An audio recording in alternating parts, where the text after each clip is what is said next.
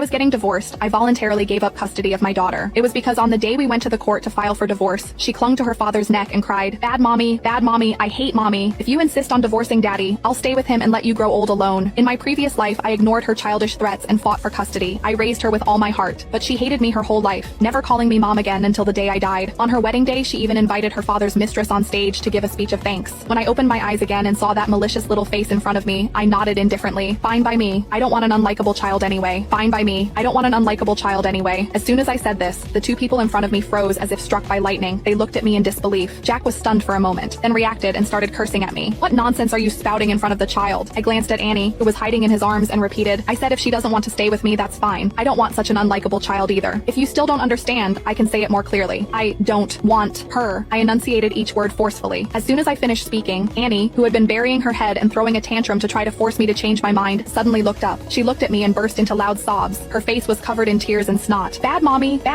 I hate mommy, she cried while struggling in Jack's arms. She almost fell. Jack had no choice but to lower his head and frantically try to comfort the child. Mommy's just joking. She carried you for 9 months, gave birth to you, and took care of you. How could she not want you? We all know you're her favorite. Under his gentle coaxing, Annie's cries gradually subsided. She clung to Jack's arms like an octopus, tightly hugging his neck, and asked in a small voice, really? Of course it's true. Don't you want to ask your mom yourself? Jack comforted her while giving me meaningful looks, wanting me to take the child and comfort her. Annie also looked over with tear-filled eyes, full of expectation, but I remained unmoved, not even raising an eyelid, still maintaining that cold attitude. Annie seemed to have been stung, her mouth twisted as if she was about to cry again. Jack lost his patience and glared at me with a dark face. What's wrong with you? It's bad enough you want a divorce, but now you don't even want the child? Are you still fit to be a mother? I sneered and said indifferently, wasn't she the one who said she didn't want me as her mother first? Of course I have to respect her wishes. Annie's small body stiffened for a moment, then she glared at me fiercely. She shouted, you were the one who didn't want me and daddy first. If you respect my opinion, why do you still insist on divorcing? My biggest opinion is that you shouldn't get divorced. Why don't you listen? You just don't want us. You want to make me a child without parents. In my previous life, she accused me the same way. She called me selfish and self-centered, threatening that if I dared to divorce, she would never acknowledge me as her mother again. I didn't argue with her considering her young age. Instead, I patiently explained to her. I said it was because her father had another woman outside. That's why I chose to divorce. I thought saying this would make her understand, but what I got in return was her naive yet vicious question. Is it because you're not good enough, so daddy had to find someone else outside? My classmate Rosie's mom is beautiful and capable, and her dad would never look for anyone else. You're not good enough, daddy doesn't want you, and I don't want you either. At that moment, I felt as if I had fallen into an icy pit. A sense of frustration and despair I had never felt before welled up in my heart. I always thought that even if I wasn't a successful wife,